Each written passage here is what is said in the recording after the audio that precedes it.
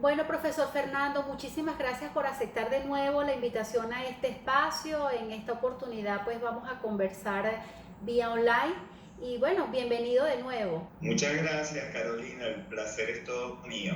Profesor, el 25 de abril está el Día contra el Maltrato Infantil y una de las cosas que pude leer de las que usted trabajó fue analizar el tema del maltrato infantil con esta cuarentena que tenemos en casa.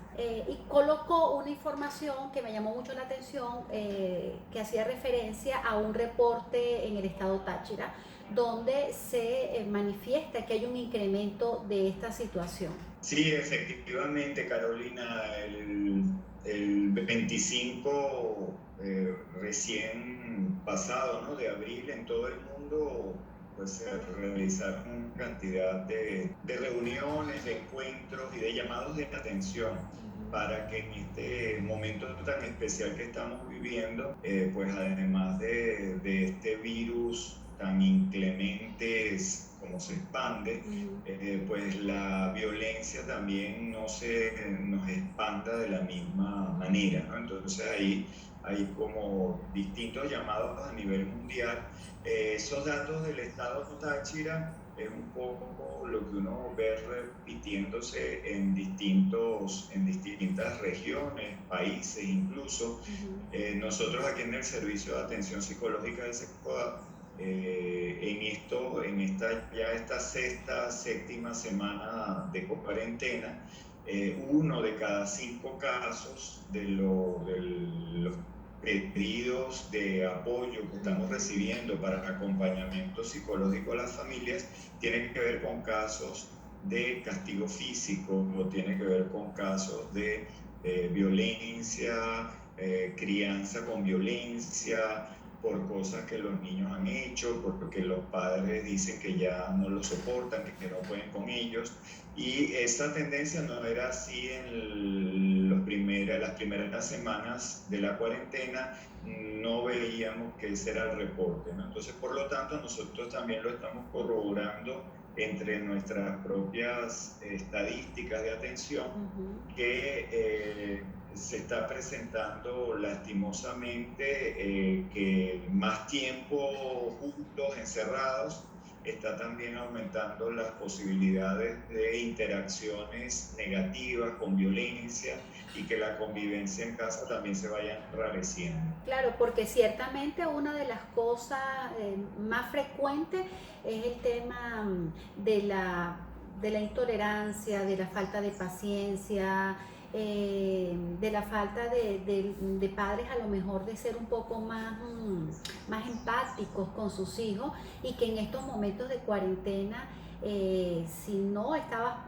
preparado emocionalmente para la crianza, si no tenías esa conexión con tus hijos, y ese sentido consciente de cuidado, pues era de esperarse, ¿no?, que se incrementara este tipo de situaciones. Sí, seguro, seguro, lo has expresado muy bien porque en muchos hogares hay situaciones preexistentes ya de violencia, de agresión, de maltrato, que pues en estos momentos de repente tuvimos, como los especialistas hablan, de una luna de miel en las primeras semanas, días de cuarentena, donde pues esa novedad de repente de tener más tiempo para nosotros, de estar Sí. juntos, de poder hacer las cosas que nunca nos da tiempo. Ya cuando hablamos de familias que tienen pues antecedentes de relaciones violentas, donde hay un clima muy tóxico, donde se convierte en algo normal el agredir al otro, pues ya en la medida en que estamos confinados se potencia la posibilidad de que se impongan ese tipo de relaciones, ¿no? Es muy común, entonces, por ejemplo, papá que le pega a mamá, o papá agrede verbalmente a mamá, o está discutiendo con mamá todo el tiempo, y de repente mamá hace lo propio con el hijo, con la hija, ¿no? Entonces también se dan ese tipo de relaciones de poder, ¿no?, que también son históricamente están instauradas en nuestra sociedad, y ahora estamos en cuatro paredes, ¿no? Para muchas Sí, familias, literalmente es así.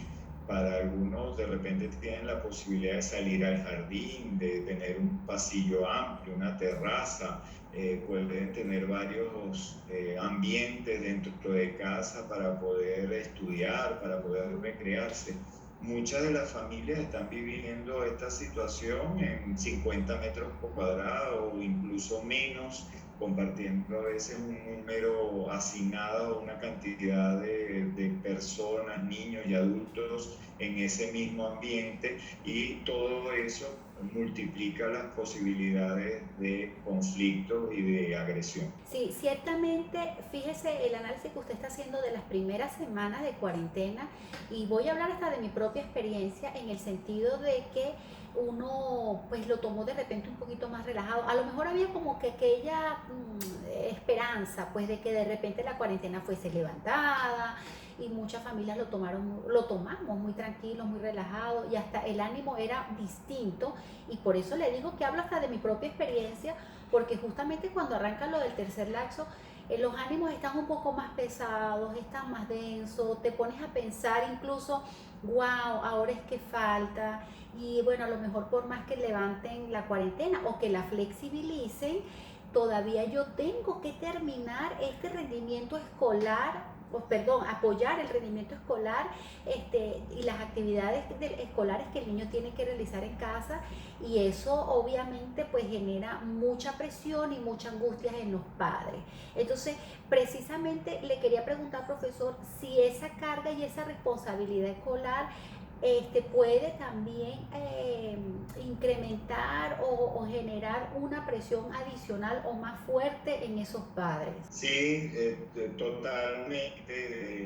El factor escolar se está convirtiendo en muchas casas en otro elemento que Ujú. está pues coadyuvando ahí con el COVID. Están trabajando codo a codo como para hacernos la vida de cuadritos, preocuparnos, angustiarnos. Ya tenemos un nivel de estrés, de ansiedad por todos esos factores que tú mencionabas, que no sabemos qué va a pasar, no podemos controlar. Y ahora entonces muchas familias se están comunicando con nosotros, expresando, no sabemos qué hacer, no sé si lo estoy haciendo bien, me siento incapaz, porque Ujú. ahora la responsabilidad del año escolar de mi hijo, de mi hija, la tengo sobre mis espaldas, ¿no? Entonces, si yo no hago lo suficientemente bien lo que se me está pidiendo, mi hijo se va a quedar atrás. Eso está haciendo que el clima de casa se convierta en un clima más confrontacional en muchos casos. La maestra exige a mamá, mamá entonces le exige a hijo o hija que haga sus tareas mejor, que dediquen más horas, que se paren más temprano, que vuelvan a hacer los trabajos que no han hecho. Y cuando el hijo o la hija te dice que no entiende algo, te dice que le expliques qué es la sílaba tónica o las divisiones de decimales, y entonces tú entras en crisis porque tú no te acuerdas y no tienes ni idea de lo que te están diciendo. Entonces eso está generando indudablemente mucha preocupación y estrés, nosotros, que mucho más de lo que debería, porque la educación en estos momentos debe ser un factor para ayudar, para cooperar, para que los muchachos se encuentren de la mejor manera, para que analicen lo que está sucediendo y cómo está cambiando nuestras vidas, cómo nos afecta, cuáles son los temores, ¿no? De alguna manera canalizarlo. Vemos mucho con preocupación los adolescentes, ese grupo de adolescentes. La mayoría de las orientaciones que hacemos las organizaciones, las autoridades de salud, las redes sociales, uno ve mucha información para niños pequeños, Sí. para adultos mayores, para grupos de riesgo, pero los adolescentes ya los tenemos pues de lado. Sin embargo, es un grupo poblacional que necesita mucho apoyo, mucho acompañamiento, que tiene unas características, un momento de vida de muchos cambios, muy especial, y muchos de ellos son los más temerosos ante los cambios, ante el futuro inmediato, ¿no? Voy a poder seguir estudiando, mis panas, mis compañeros, mi noviecita, mi noviecito, lo voy a volver a ver, el comité de prograduación, me voy a poder graduar, cómo va la fiesta, vamos a poder tener fiesta, la universidad, mis estudios, va a haber ingreso, no va a haber ingreso, voy a tener el promedio. Entonces, son como muchas variables que están generando zozobra e incertidumbre en esa población y por lo tanto, desde la escuela, desde el colegio, se debería estar acompañando mucho psicoafectivamente, emocionalmente a esos muchachos, dándole mensajes de aliento, de optimismo, de esperanza y, como digo, no solamente preocupándonos de mandarle una cantidad pareciera que educación a distancia en estos tiempos nuestros se ha convertido en que es mejor profesor el que manda más email con más attach, ¿ok? Y para nada eso es educar online, a distancia, digitalmente, es otra cosa, no es lograr justamente que presencialmente los muchachos se puedan contagiar, pero no del COVID, sino del deseo de aprender, de querer investigar, de leer, de buscar más información por tu propia cuenta, porque esa información que te llega del maestro o la maestra es como una chispa que te hace justamente activar tu deseo de aprender. Fíjese que precisamente eso justo le quería preguntar, porque en los Estados Unidos está la posibilidad de tomar la formación como padres para la educación a distancia. Y es un proceso donde los padres son formados y educados para obtener la metodología de trabajo y lo puedes hacer de tu casa. Eso lleva de un acompañamiento y de una supervisión al adulto, o sea, como al padre como educador, pues. Pero esa familia toma la decisión de que ese es el tipo de educación que quiere, esa familia se prepara para eso. Pero profesor, eso es un proceso, es un procedimiento, es una disposición, o sea, implica muchos elementos determinantes e importantes para desarrollar eso en casa. Yo le quería preguntar, viéndolo desde el aspecto, digamos, emocional, psicológico, social, económico del país, la decisión de haber, de que se termine este lapso escolar desde casa, realmente fue necesaria, es pertinente en esta situación, o se debió haber pensado en otra cosa. Sí, bueno, ahí estamos como con los eventos en pleno desarrollo, ¿no? Y eh, los argumentos del Ministerio de Educación bueno, ya los muchachos habían cursado dos LACs o dos periodos, como llaman ahora, y tienen las 2/3 partes del año cursadas. Eh, Ciertamente, pues tendremos que evaluar, monitorear los resultados efectivos de lo que se puede hacer, ¿no? Ahora, indudablemente estamos improvisando, hay mucha improvisación, no estábamos para nada preparados para desarrollar un proceso de educación como el que se está planteando.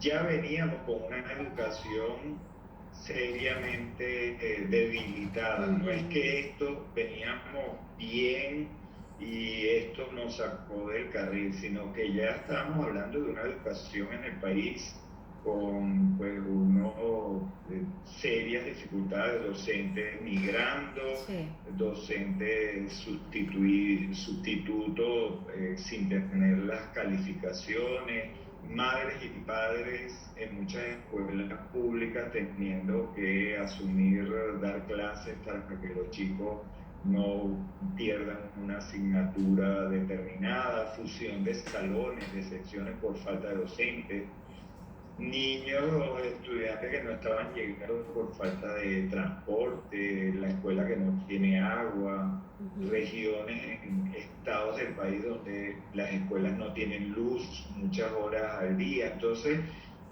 a esa situación que ya la emergencia humanitaria compleja que vive el país, ya la educación ya estaba sometida a todas esas presiones, ahora nos agarró esto, ¿no? Entonces, tenemos por un lado la plataforma de línea de internet, apenas un 30% probablemente, pudiéramos decir que un tercio del país puede tener acceso a ella, sin entrar a detalles de la calidad, ¿no? Del ancho de banda, de si el día que lo necesitas te funciona o no te funciona, pero un tercio pudiera estar utilizando esa modalidad. Sí, El 2 terceras parte del país, eso no es una opción, no la tienen ni siquiera formalmente, probablemente en casa ni un teléfono inteligente.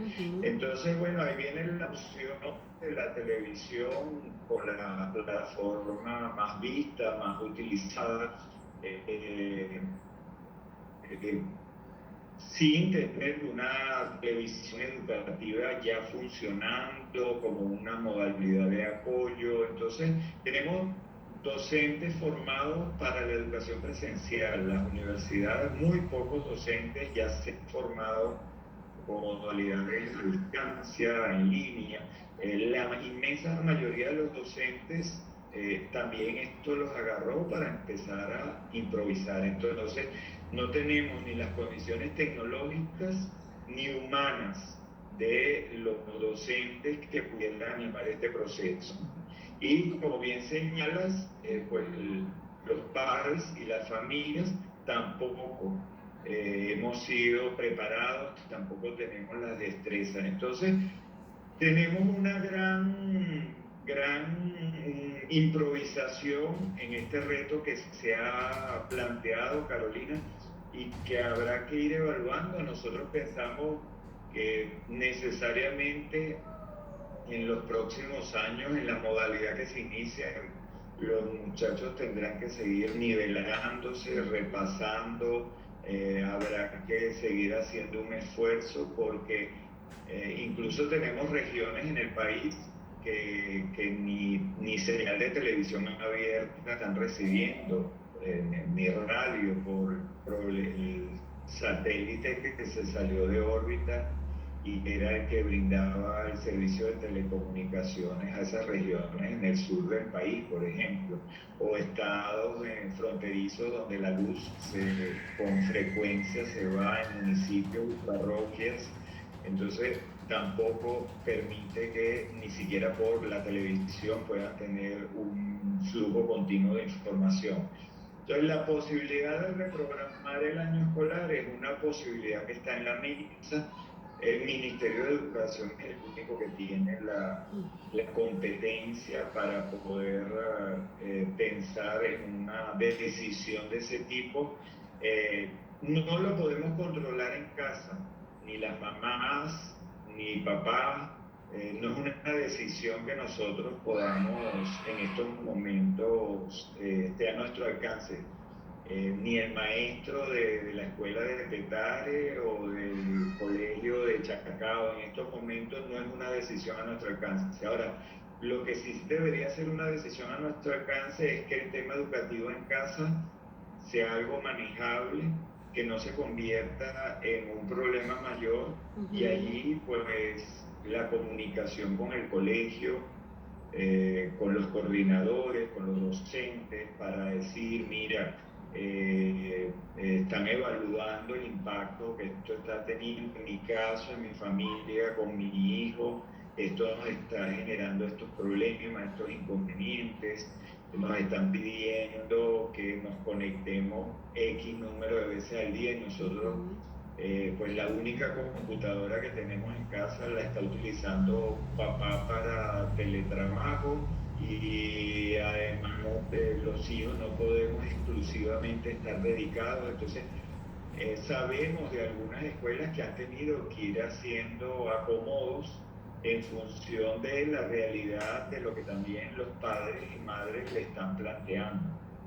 Sí, y que sería interesante que los padres también pudiesen tomar esto como un acompañamiento, pero relajarse un poco y no pensar en calificaciones ni en comparaciones con otros alumnos ni en lograr el cumplimiento de objetivos, porque yo quisiera que el mensaje más bien fuera: acompáñalos a que por lo menos desarrollen algunas actividades mínimas, que les permita de alguna manera estar activos e incorporados con una actividad escolar, pero sin presiones, porque bueno, como lo conversábamos anteriormente, pues es una manera de incrementar más presión para el grupo familiar. Profesor, retomando el tema con el del maltrato infantil, pues hay muchos tipos de abuso. El psicológico, emocional, el abuso, los abusos físicos. Y me llama mucho la atención porque leí recientemente que fue catalogado como un tipo de abuso en los Estados Unidos el síndrome de Munchausen. Este síndrome es el de las madres que se obsesionan con la sobreprotección y llegan a enfermar incluso a sus propios hijos. Sí, hay casos realmente dramáticos, patológicos, ¿no? Sí. Ese síndrome de Munchausen, que lleva el nombre justamente de la persona que lo descubrió, de ver cómo puedes hacerle daño a tu hijo, a tu hija, para lograr pues tener la atención, para poder generar eh, la idea de que está enfermo, de que necesita unos cuidados especiales. Imagínate tú el nivel de perturbación, ¿no? De generarle dolor físico incluso a tu hija o a tu hijo para corroborar que tú estás diciendo tal o cual cosa. Estamos hablando ahí de casos de personas que ciertamente tienen pues cualquier tipo de problema de psicológico, de salud mental, y ojo, desde las propias autoridades sanitarias a nivel mundial y en distintos países nos alertan, ¿no? Que con la pandemia y el confinamiento, pues también aumentan todo ese tipo de perturbaciones, personas que preexistentemente ya tienen cualquier tipo de enfermedad que requiere un tratamiento, que en muchos casos en un país como el nuestro no lo estás recibiendo porque no tienes cómo comprar los fármacos que tienes que tomar, que te recetaron, un ansiolítico.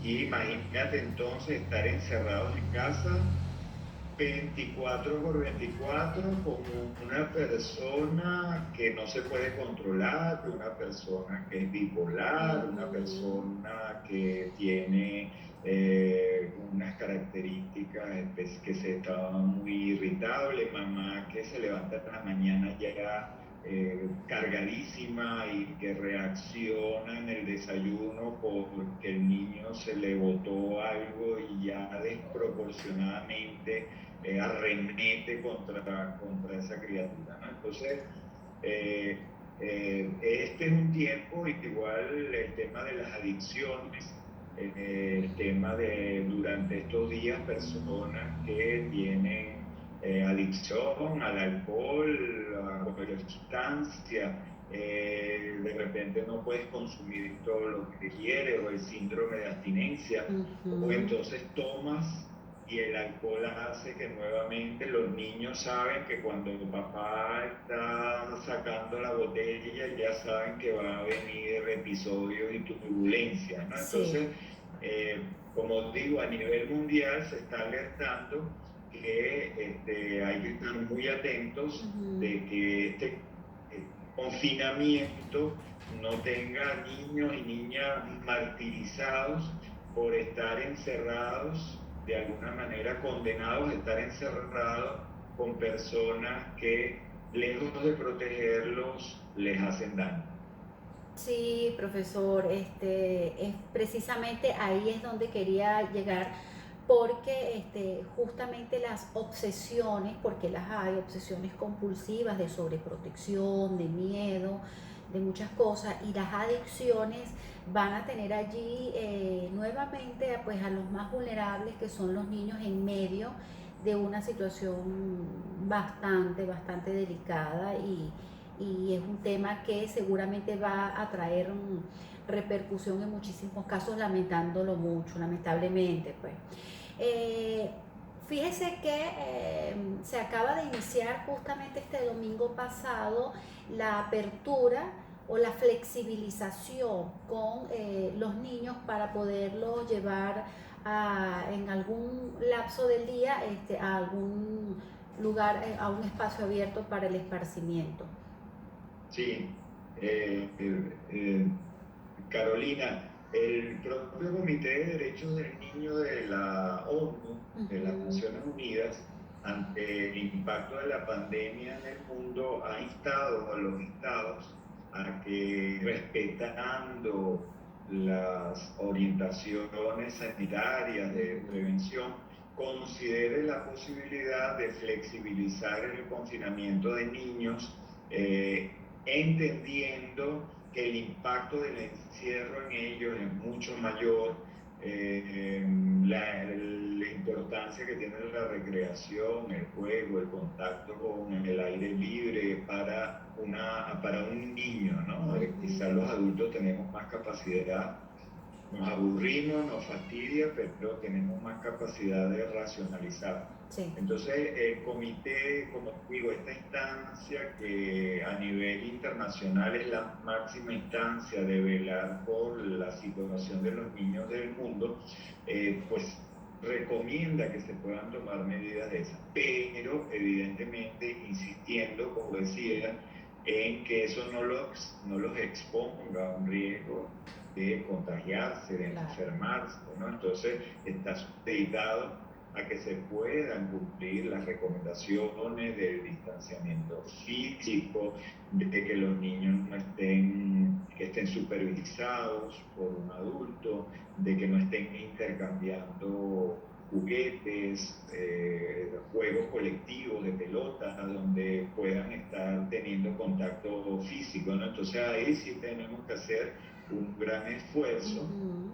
y entender, mira, realidades que para algunas familias son impensables, pero que hay niños con hiperactividad, con déficit de atención, o un niño que les cuesta mucho más controlarse, estar quietos, encerrados, niños con condiciones especiales, Ujú. autismo, otras que necesitan rutinas. Entonces, eh, saludamos cualquier medida que pueda pensar en la realidad de que sea beneficiosa para los niños, pero por supuesto los padres y representantes tienen una gran responsabilidad de que eso no sea un relajamiento de nuestra preocupación y medidas que podamos tomar para que nuestros hijos no se enfermen, ¿no? Ahí tiene que estar un énfasis fundamental.